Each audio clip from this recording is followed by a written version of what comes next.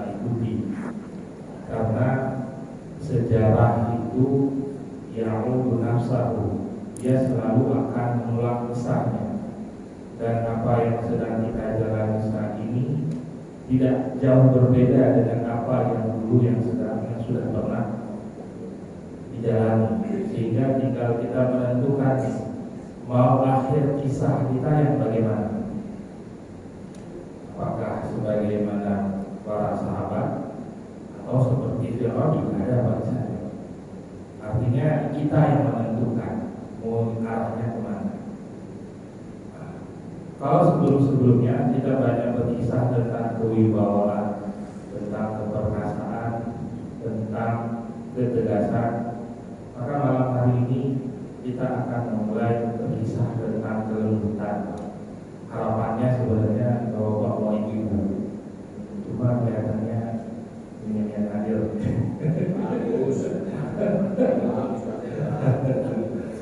Karena kadang-kadang begini Pak, ada banyak hal kadang kita nggak bisa nasihatin istri kita Pak. Ada banyak hal kadang-kadang ingin kita omongin tuh enak. Kadang-kadang mungkin dalam majelis ketika kita berpisah dengan Khadijah, ini akan terbuka wawasannya. Karena perempuan itu sama sebagaimana halnya laki-laki. Kita ketika ingin berkiblat mau milih bagaimana? Kalau ke Rasulullah mungkin jauh, tapi dengan para sahabat-sahabat Khalifah Abu Bakar, Umar, Utsman, Ali, ada banyak hal yang bisa kita ikuti. Begitupun dengan para ibu-ibu perempuan.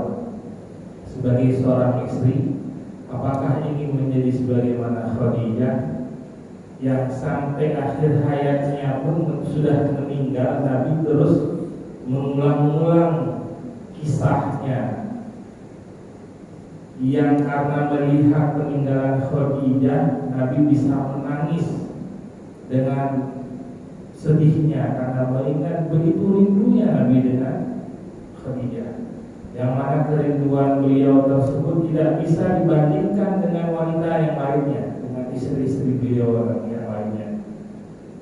Sampai-sampai Aisyah, seorang wanita perawan yang dinikahi oleh Rasulullah yang cantik, cemburu. Apa katanya? Ya, ingat lagi itu sama nenek-nenek itu. Tuh gitu. Nah, tinggal kita yang ingin nanya, istri kita jadi Khadijah atau jadi Aisyah? Dua-duanya baik. Bukan baik, dua-duanya baik. Nah, tapi porsinya apa? Maka ini coba kita bahas. Ternyata panjang juga kisah Khadijah itu. Saya lihat bukunya 300 halaman. Cuma saya coba pangkas-pangkasnya, tapi nggak mungkin satu pertemuan juga ya. Ya mudah-mudahan hari ini pembukaan dulu, pertemuan akan datang. Kalau memang Bapak berkesan dengan pembukaan Khadijah, ulang nanti malam Kamis depan hadir ke taklim sirah, berkisah tentang wanita mulia.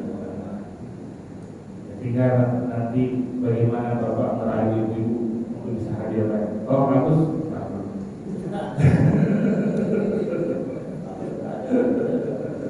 Bahaya Ustaz, dia banyak negara ikutlah Nabi Muhammad ya. Susah ya. Baik, kita awali dulu dari sebuah hadis disebutkan afdalun nisa'i ahli jannah, bahwa ada 4 wanita ahli surga ini yang namanya diabadikan karena keutamaan-keutamaannya. Maka yang pertama posisinya adalah Khadijah binti Khuwailid.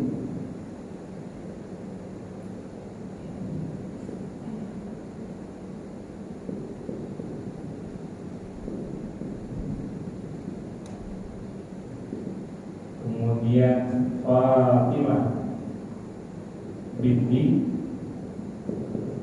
Muhammad. Kemudian Asia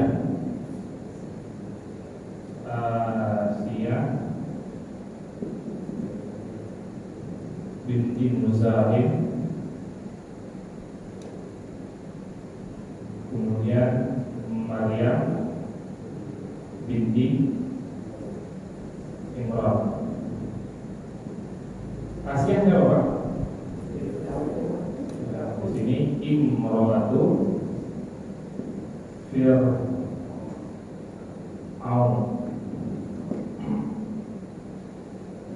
Maka urutan ini, 4 wanita ini adalah pilihan dari seluruh wanita yang ada di muka bumi dari zaman dahulu, dari awal sampai nanti akhir.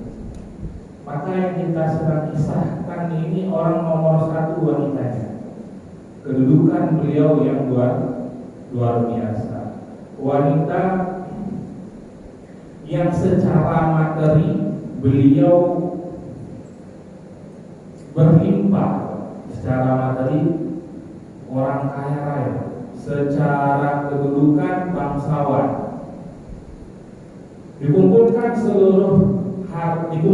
seluruh orang kaya Mekah, semua harta mereka dikumpulkan, kemudian dibandingkan dengan hartanya Khadijah, masih jauh lebih kaya Khadijah. Kalau hari ini siapa yang seperti itu?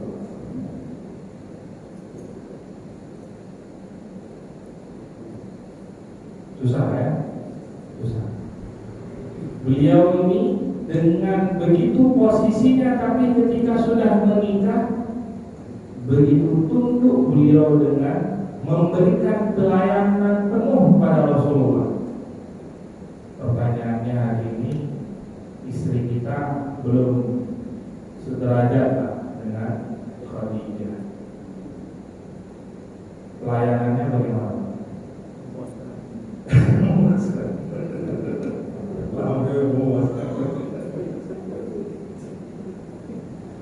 Kalau ada pengakuan dari suami memuaskan, berarti udah tiket surga udah ada buat istri.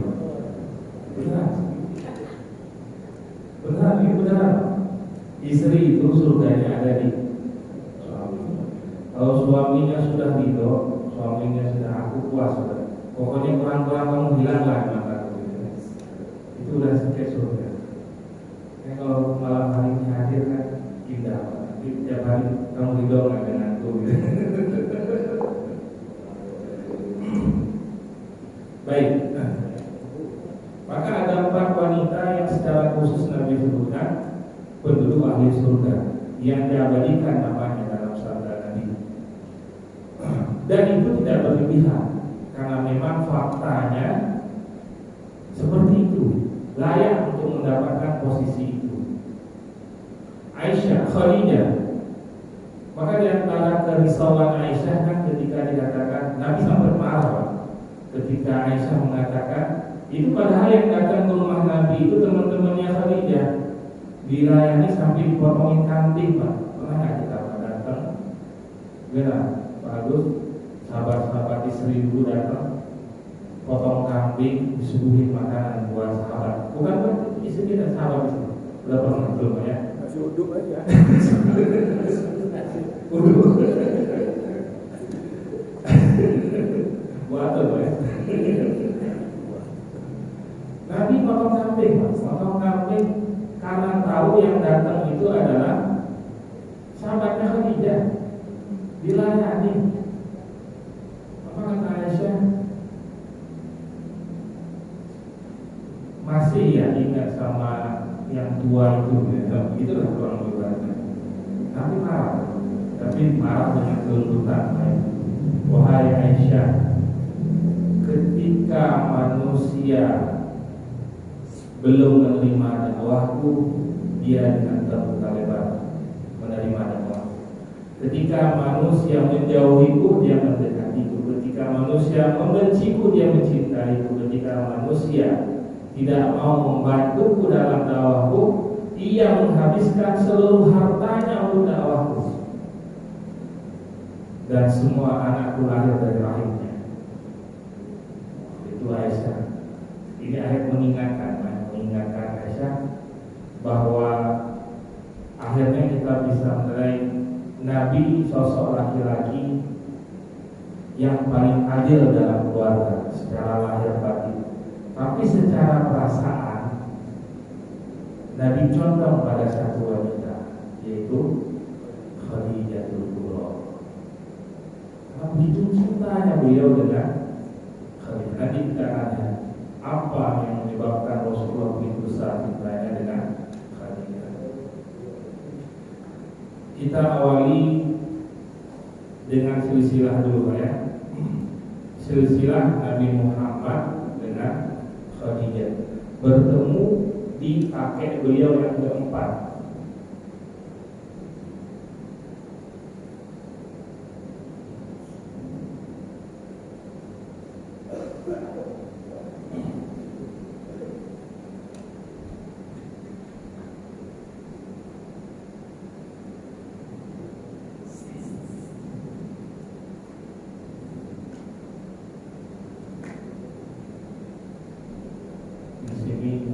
Usai.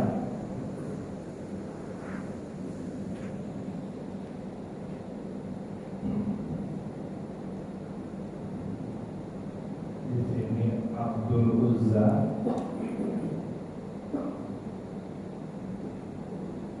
Abdul Manaf,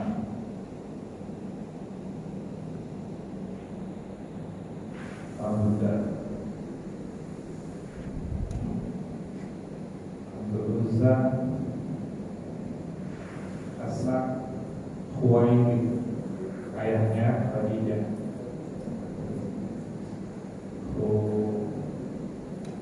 Khuwailid, dan ada Awam saudaranya. Di sini Sayyidah Khadijah. Abdul Manaf punya anak beberapa orang. Di sini ada Muttalib dan ada Hashim. Hashim ini kakeknya Nabi. Masih ingat Pak Hashim itu artinya apa? Proses ngaduk tepung, bikin tepung untuk menjamu jamaah haji yang datang ke Mekah. Proses ngadu itu namanya Hashim, karena memang Hashim ini ditugasi oleh Abdul Manaf sebagai penerima pelayan tamu yang datang ke kota suci untuk memberikan makanan gratis. Itu kakeknya Nabi itu. Dan Nawfal, dan ada Abu Syam. Kemudian dari Hashim ada Abdul Muttalib. Abdul Muttalib. Masih ingat Pak ya? Kenapa dikatakan Abdul? Ya, padahal Muttalib ini nama pamannya di sini.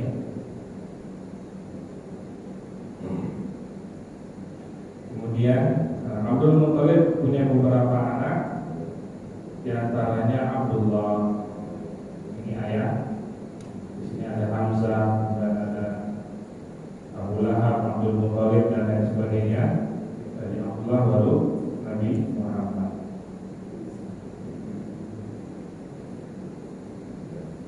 Secara nasab Nabi Muhammad dengan Khadijah ini masih satu keturunan, pada bertemu pada kakek yang keempat, Usai. Maka nanti ketika Khadijah menerima lamaran Rasulullah, disebutin wahai anak keponakanku, wahai anak pamanku. Nah, disebutkan nanti dalam khitbahnya tersebut. Maka secara kekeluargaan Khadijah masih cukup dekat kekeluargaannya juga dengan Rasulullah, walaupun secara kedudukan Khadijah jauh lebih terpandang karena memang beliau seorang pengusaha. Kemudian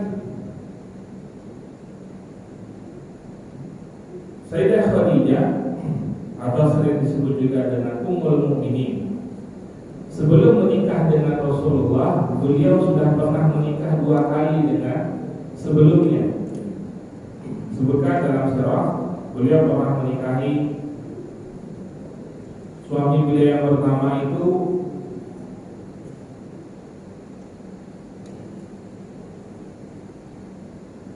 Abu Halah An-Nabashi. Nah, ini suami Khadijah yang pertama. Dari suami pertama beliau punya dua anak. Duanya laki-laki yang diberi nama Hindun dengan Halah. Anak beliau, anak Siti Khadijah dari suami yang pertama. Kemudian setelah itu beliau menikah lagi dengan Atik Ibnu Ais Al-Makhzumi, ini orang Madinah, dari suku Makhzum, ya. Yang mana dari suami yang kedua beliau punya satu anak perempuan juga diberi nama Hindun. Jadi nama Hindun dulu pada masa itu bisa dipakai buat anak laki-laki, juga dipakai buat anak perempuan.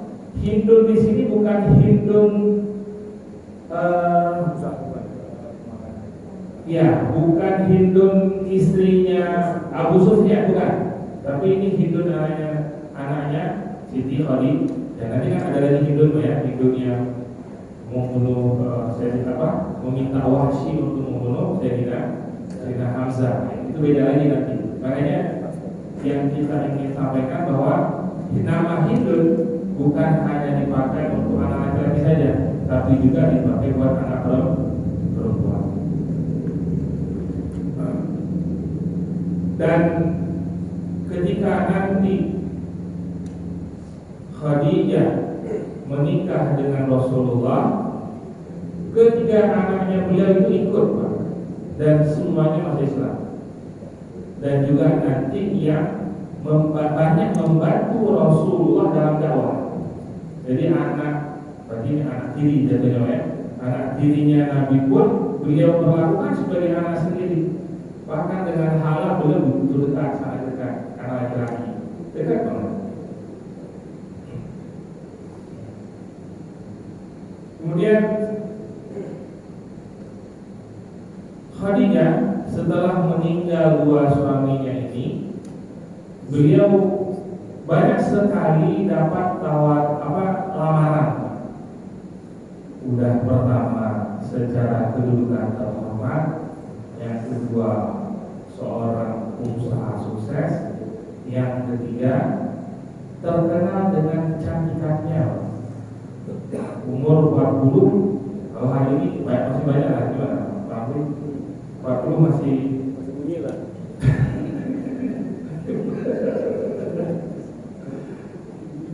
umur bapak senang gitu. Maka Khadijah ini banyak sekali, Pak, dilamar oleh laki-laki bangsawan pada masa itu. Tapi tidak ada satu pun yang beliau terima. Tidak ada satu pun yang beliau terima, karena pada saat itu beliau fokus ingin membesarkan anak-anaknya. Sampai pada satu hari beliau ingin mengirim dagangannya ke Syam.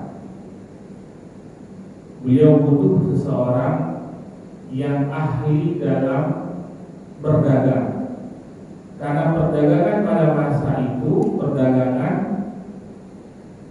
kalau bahasa kita sekarang ekspor, Pak, ya, karena itu kan dari Jazirah Arab, dari Mekah ke Syam itu kan jauh, Pak. Dan itu diantara mata pencaharian penduduk Mekah pada saat itu, antara berdagang ke Syam atau berdagang ke bumi Syam atau ke bawahnya, Syam bawah ke atas. Nah, pokoknya perdagangan yaitu yang disebut dalam surah Quraisy, ya. Dengan atas syitai wasai. Jadi kalau musim panas ke Syam atau musim seminya ke sana, ya.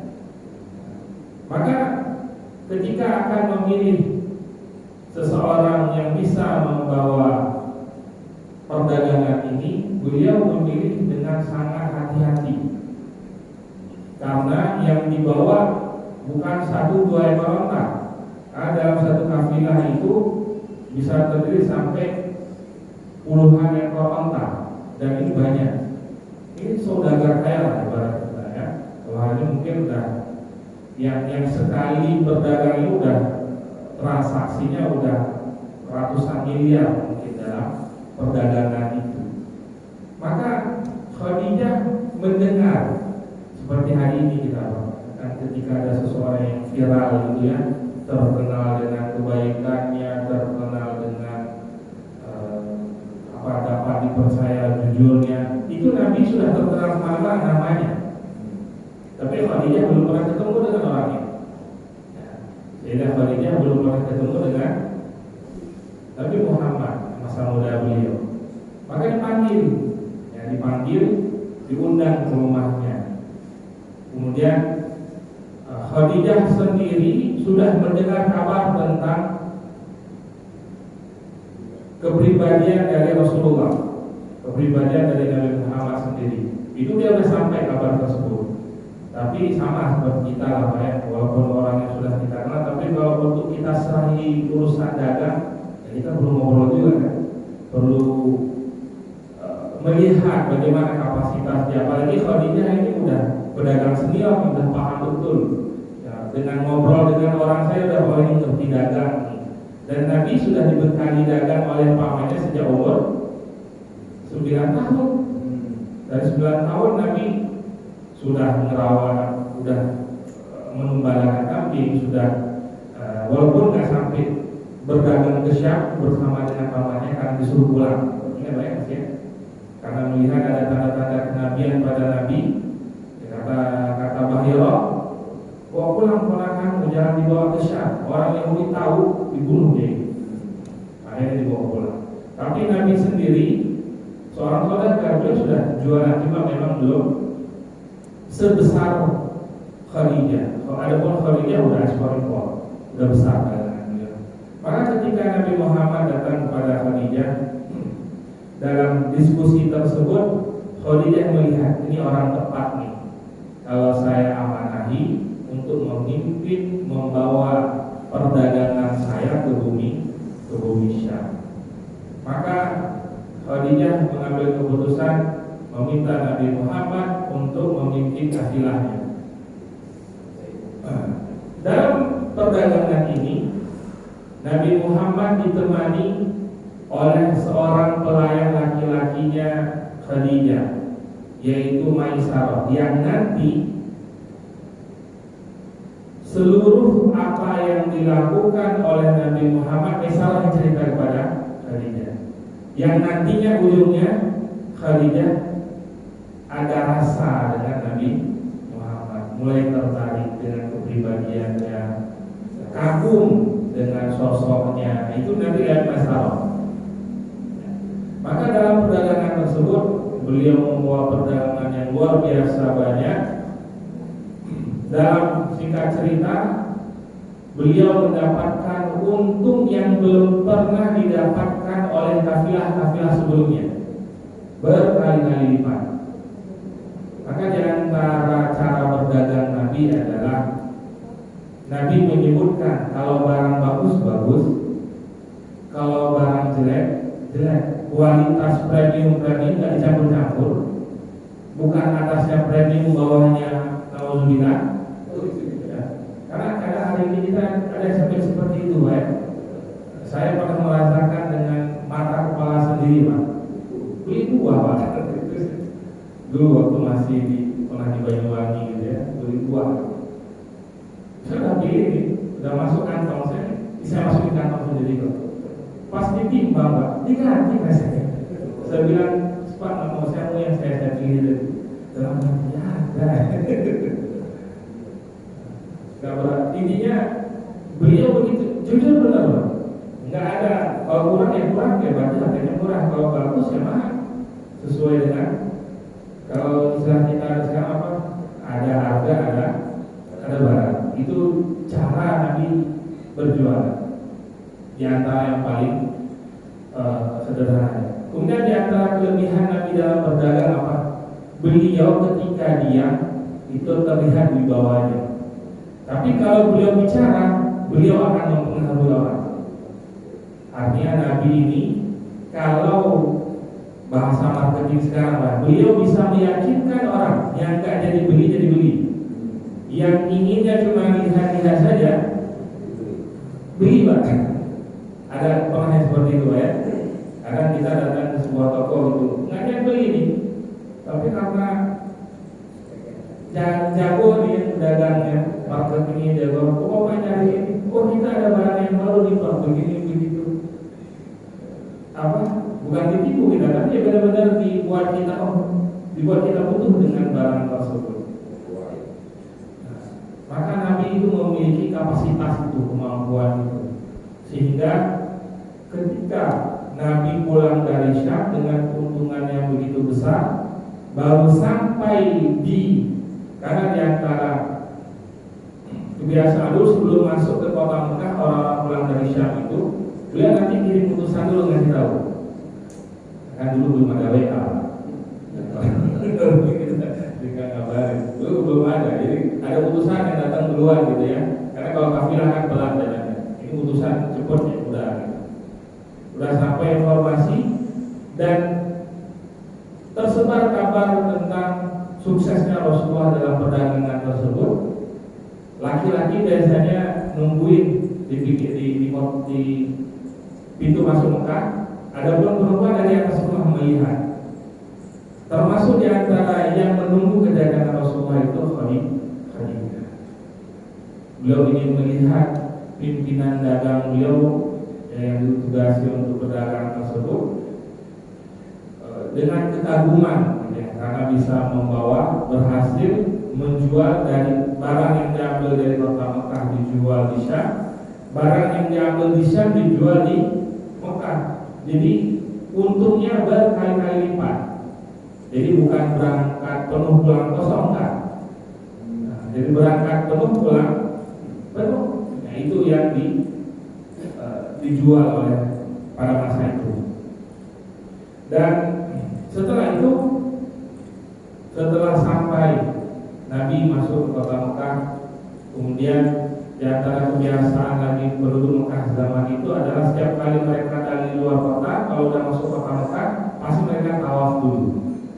Cuma tawafnya dulu tidak sama dengan tawaf kita hari ini, karena itu ibadah pada masih zaman jahiliyah, masih ada banyak berhala di sekitaran Ka'bah, ada 300-an berhala di sana.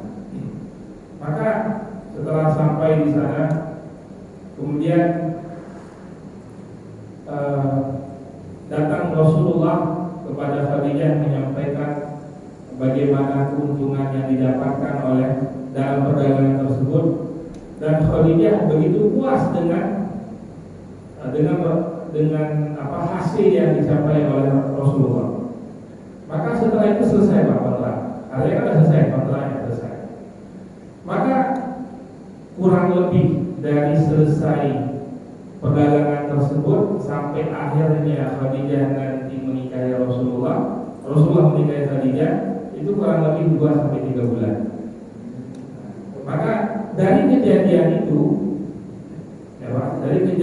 itu, Khadijah mulai kagum dengan Rasulullah, sehingga banyak dia ingin mencari informasi tentang Nabi. Dia banyak tanya dengan Maisarah. Maka Maisarah mengatakan, wahai Khadijah, ketika dalam perjalanan pernah Muhammad duduk di sebuah pohon, tapi awal selalu menaunginya, sampai aku bertemu dengan seorang pendeta mengatakan, siapa laki-laki itu? Nanya kepada Maisarah, oh dia orang Mekah keturunan mulia dari Quraisy. Apakah ada tanda di matanya, tanda merah atau apa gitu istilahnya? Kemudian kata Maisarah, ada. Kemudian kata pendeta ini, ketahuilah dia itu nanti calon yang akan menjadi nabi terakhir. Ini Maisarah baru mendapatkan informasi dari Nasturah, nama rahib Nasturah, pendeta Nasturah. Kemudian dalam kesempatan yang lain, Nabi Muhammad setiap kali berada di bawah terik panas matahari di padang pasir tidak pernah terlihat bayangannya. Selalu nggak pernah terlihat bayangannya, bukan nggak ada bayangan, bukan. Nah, itu beda cerita lagi kalau ada matahari ada bayangan Pak ya. Ini yang matahari ada, tapi beliau selalu diikuti oleh awan. Maka ketika mendengar berita tersebut, Khadijah tampak semakin kagum gitu ya, semakin termotivasi. Yang awalnya niatnya tidak ingin menikah lagi, ingin membesarkan anak-anaknya, maka pada saat itu Khadijah sudah mulai berpikir, mungkin ya, kata beliau, mungkin ini bisa saya pilih menjadi suami saya berikutnya. Berarti ketiga apa ya, suami beliau. Kenapa bisa seperti itu? Ya, wanita yang sudah memiliki apa saja berhak, sah-sah saja ketika ingin memilih. Karena kalau bagi perawan memang kalau dalam hukum kita orang dipilihkan biasanya, atau orang tua masih dimintain ke persetujuan. Tapi kalau wanita yang sudah menikah biasanya dia yang memutuskan sendiri.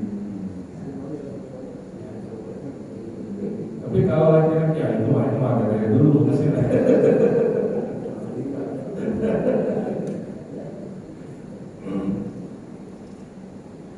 Kemudian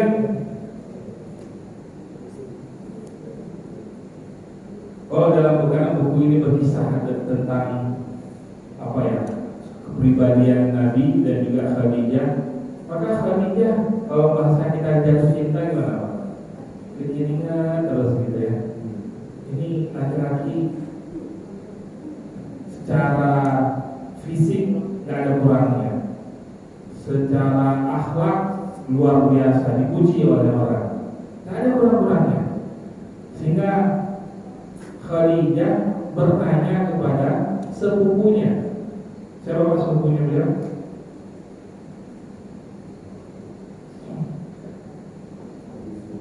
Waraqah bin Nawfal.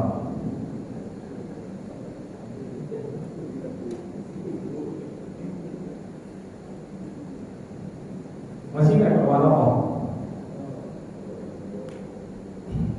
Lupa. Waraqah ini salah satu dari 4 orang Quraisy yang merasakan ketidakbenaran cara ibadahnya orang Quraisy. Udah meleset nih dari ajaran Islam nih kata Waraqah. Akhirnya 4 orang ini mencari Tuhan, ingin mencari agama Hanif, agama dari Nabi Ibrahim. Akhirnya mereka menyebar. Nah, intinya singkat ceritanya, Waraqah ini adalah akhirnya memilih agama Nasrani nanti sebagai agamanya. Dan dia itu orang ahli kitab, ngerti kitab dan tahu ciri-ciri Nabi akhir zaman. Maka Khadijah ketika sebelum memutuskan ingin menikahi Rasulullah, dia berkonsultasi diskusi dengan sepupunya. Wahai Waraqah, bagaimana pendapatmu? Aku mengenal seorang pria begini-begini. Kemudian Waraqah mengatakan, kalau dari apa yang kau sampaikan, sungguh dia ini adalah ciri-ciri Nabi akhir zaman. Waraqah menyampaikan seperti itu. Maka Khadijah sendiri sudah mendengar dari Maisarah, mendengar lagi dari Waraqah. Itu yang membuat dia termotivasi, tambah dia bercinta dengan Rasulullah. Maka akhirnya sampai pada sebuah keputusan bahwa Khadijah ingin menikahi Nabi. Tapi kan pada masa itu ya sama seperti kita hari ini, biasanya kan laki-laki yang melamar perempuan. Sedangkan ini Nabi Muhammad tidak pernah terbesit ingin melamar Khadijah. Kalau secara kedudukan jauh sekali Khadijah di atas Nabi, pemuda yang masih mulai bisnis lah, belum besar-besar seperti Khadijah. Gak mungkin, ya gak mungkin kalau niatan itu muncul langsung dari Rasulullah. Maka Khadijah seorang perempuan yang sangat cerdas. Apa beliau lakukan? Gak mungkin beliau juga yang melamar sendiri. Akhirnya Khadijah memanggil teman dekatnya, yaitu Nafisah. Ini ingat nama-namanya apa? Nafisah. kalau secara nasab juga masih keluarganya Nabi, yang masih ada hubungan dengan Nafisah binti Umayyah. Nafisah binti Umayyah. Nanti Umayyah itu ada di sini Pak, keturunan Abu Syam. Di sini nanti bawahnya itu Muawiyah. Di sini atasnya ini Abu Sufyan. Abu Sufyan Muawiyah. Nah, Nafisah ini dan lewat jalur ini. Maka Khadijah menyampaikan, wahai Nafisah, tolong saya mengagumi seorang laki-laki dan aku ingin menikahinya, tapi tak mungkin aku yang menyampaikan kepadanya. Disampaikanlah, siapa orangnya? Muhammad. Yang benar aja gitu. Yang benar maksudnya Khadijah ini dilamar oleh bangsawan Pak. Kalau ibarat kita hari ini, siapa yang bangsawan? Ya pokoknya orang ada lah gitu, orang-orang terpandang di zaman itu. Maka Khadijah menyampaikan kepada Nafisah, dan tidak salah orang yang dipilih oleh Khadijah. Nafisah ini pun orang cerdas. Maka setelah apa yang diinginkan oleh Khadijah, dia sampaikan semua kepada Nafisah. Kemudian Nafisah ya karena masih punya hubungan kerabat dengan Rasulullah, datang ke rumah Nabi. Ditanya, wahai Muhammad, kenapa belum menikah? Maka Nabi mengatakan, tidak. Gimana aku mau nikah? Aku belum punya apa-apa. Karena nikah itu kan butuh biaya banyak. Ya, aku harus butuh ini. Mungkin aku nikah. Sedangkan aku siapa? Belum terpikir untuk menikah. Ntar dulu kalau udah sukses baru nikah. Kurang lebih begitu. Maka Nafisah mengatakan, tapi tidakkah engkau pengen menikah? Pastilah pengen. Kata Nafisah, mau nggak kamu menikah? Wahai Muhammad, untukmu yang cocok menjadi istrimu itulah wanita yang terpandang, wanita yang kaya raya, wanita yang terhormat. Kata Nabi, maksudmu gimana? Kalau bukan engkau ini cocoknya itu siapa yang kau maksud wahai Nafisah? Khadijah. Kata masa Khadijah gitu. Maksudnya nggak masuk kalau bahasa kita, kalau nulis nama Pak, ya bagusnya nggak masuk nama ini, karena jauh banget dengan kita posisinya, kedudukannya jauh banget, ya nggak mungkin kita bisa sampai ke sana. Kata Nafisah, meyakinkan Nabi, mau nggak? Kata Nafisah, kamu tinggal bilang mau saja, masalah Khadijah biar urusanku. Masalah Khadijah biar urusanku. Padahal apa? Memang ini diutus sama tadi. Ini cerdasnya Nafisah. Jadi seakan-akan datang ke sana itu, kalau kita sekarang comblang ya, tapi tidak terlihat karena jadi caranya begitu Pak ya. Jadi kalau ingin ketemu Pak Agus nanti ngomong gitu.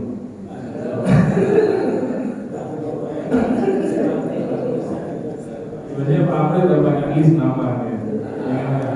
Siap nggak? Kalau siap nanti biar saya ngomong Pak Agus. Cara ngomongnya begitu. Mau nggak? Kata Nafisah kepada Muhammad, engkau Muhammad tinggal bilang mau aja gitu ya. Masalah Khadijah itu urusanku. Kata Nabi, baiklah kalau gitu, ya udah mau gitu. Kemudian Khadijah balik, Nafisah balik ke Khadijah, wahai Khadijah, aman. Aman gitu ya. Aman maksudnya aman gimana kata Khadijah? Udah diterima. Ya benar udah diterima. Baik, kalau begitu undang keluarganya Nabi Muhammad datang ke rumah Khadijah. Maka jadi tidak terkesan bahwa Khadijah nanti yang minta dilamar, tapi tetap yang terlihat oleh orang bahwa Nabi lah yang datang ke rumah Khadijah yang melamar Khadijah. Maka Nabi Muhammad dengan pamannya Hamzah dan Abu Thalib bersama keluarga besarnya datang ke rumah Khadijah. Khadijah. Dengan Khadijah juga ditemani oleh Warokoh tadi sepupunya, dan juga Khuwailid langsung ayahnya masih ada. Jadi di apa? Kalau bahasa kita lamaran, datang lamaran, diskusi, menyampaikan bagaimana niatnya, dan Khadijah menerima ya pernikahan yang diminta oleh keluarga Nabi Muhammad. Maka semua keberkahan yang ada dalam keluarga ini yang memanen pahalanya siapa? Nah, bisa. Makanya kata Nabi, orang yang berhasil menikahkan seseorang, dia akan mendapatkan rumah di surga. Kita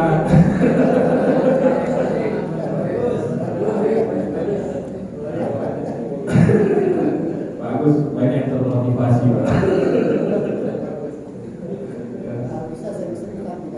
Oh, benar Pak. Saya sorry.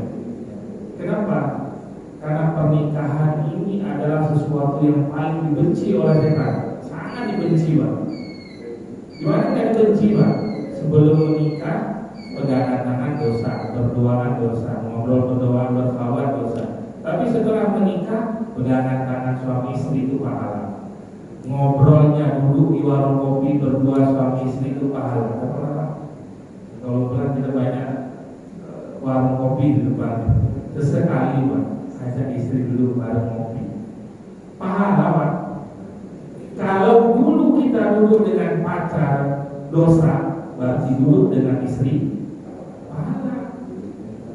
Jadi bukan pahala masalah yang di kamar saja, itu saja Pak. Berduaan pahala Pak. Jadi makanya kadang-kadang setelah menikah yang dulu ketika pacaran berapa jalan-jalan berdua, nongkrong berdua, naik motor berdua, pahala Pak. Ya, dulu aja Pak, waktu masih muda, masih gagah-gagahnya gitu, aja kemana-mana, pas udah nikah apalagi aja. Nah, jadi kembali pada maka setelah terjadinya lamaran, diterimalah akad tersebut, diterimalah lamaran tersebut dengan maharnya 20 ekor onta. 20 onta. Satu onta berapa? Hari ini berapa onta? Ada 50 juta ada Pak? Bilanglah 50 gitu lah ya. Kalau 50 kali 2 ini berapa M tuh? 1 M? 1 M. Maka dalam syariat kita Pak, bukan akadnya yang dimewahkan, tapi maharnya yang dimewahkan. Hari ini terbalik. Akadnya seperangkat alat sholat, pestanya hutang nggak habis-habis.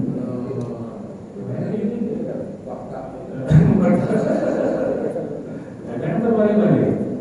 Kalau mahar, walaupun nanti tetap dalam bahasan fikih mahar itu jangan terlalu diberatkan. Tapi Nabi sendiri ketika menikahi Khadijah maharnya 20 ekor. Hari ini yang kita lihat yang segitu mahalnya siapa Pak? Ya, orang yang ada. Jadi udah kebayang Pak kelasnya Pak ya.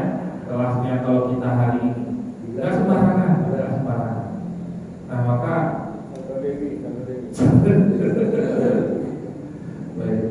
Khadijah akhirnya menerima lamaran tersebut dengan mahar 20 ekor onta, yang nantinya onta ini bukan Nabi sendiri yang mempersiapkan, tapi paman-paman beliau yang menyediakan. Insyaallah ini kita masih panjang Pak, masih satu bab yang kita bahas, masih ada beberapa bab berikutnya. Tapi kita nanti akan lihat bagaimana rumah tangga Nabi yang karena keberadaan Khadijah ini yang membuat Nabi begitu nyaman. Dakwah Nabi itu Pak, kalau ibarat kita, perjuangannya luar biasa, dilemparin, dicaci maki. Kalau bukan Khadijah di rumah yang menenangkan, mungkin kalau kualitas kita hari ini Pak, begitu kan stres. Tapi beliau setiap kali pulang ke rumah itu Khadijah datang dengan senyuman, dengan penuh rasa cinta, dipeluknya suaminya ketika dalam ketakutan, sebagaimana nanti turun wahyu pertama, ya ayyuhal mudaththir, selimuti ya. Zamiluni muzammil ya. Selimuti aku, diselimuti, dipeluknya Nabi. Sehingga apa? Semua ketakutan itu hilang. Begitulah harapannya. Jadi ketika pulang Nabi bersusah-susah di luar, pas pulang itu mendapatkan ketenangan. Kalau kita hari ini kebanyakan orang udah masalah di luar, udah pas pulang udah kena semprot lagi katanya. Lihatannya masalah di luar diringan. Inilah pentingnya kita tahu sosok Ummul Mukminin Khadijatul Kubra, bagaimana beliau memposisikan sebagai seorang istri yang memberikan ketentraman untuk suaminya. Insyaallah masih kita lanjutkan, masih panjang kisah beliau. Mudah-mudahan banyak pelajaran yang bisa kita ambil dan